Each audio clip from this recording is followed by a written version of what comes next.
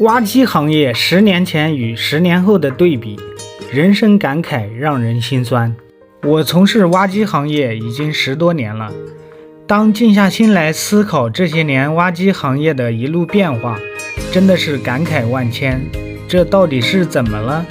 我们的行业为什么会变得如此结果呢？10年前社会上对待我们特别尊重，作为开挖机搞技术的人才，靠技术吃饭，拥有一技之长，甚至是令人羡慕的一件事。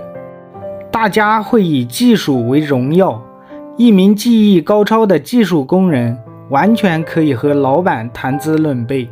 而现在社会对待挖机师傅的这种尊重可以说已经消失，在很多人看来，挖机师傅只不过是一个干活的角色，没出息的人才会选择开挖机。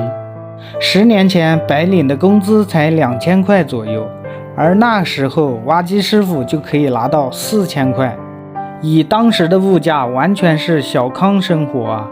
而现在的生活水平提高了多少呢？10年前5块钱可以吃一顿工作餐，现在最低也得20块了吧？房子就更不用说了，而我们的工资才翻了1倍。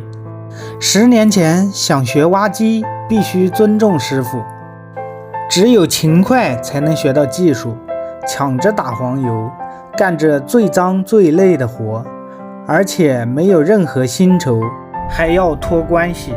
现在呢，年轻人当学徒像大爷一样，师傅不带头干活，徒弟就袖手旁观，天天抱着手机玩。你要是说他一句，他可能头一甩就不干了，有什么了不起？而且没有基本的生活费，也没有人愿意去学。10年前很充实，我们在挖机行业打拼，发光发热，为社会做着贡献，真的感到充实和自豪。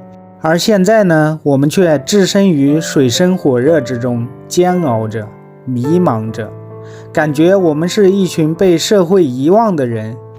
真的是10年沧海一桑田。对于这10年的变化，你还有什么想说的吗？记得评论区给我留言。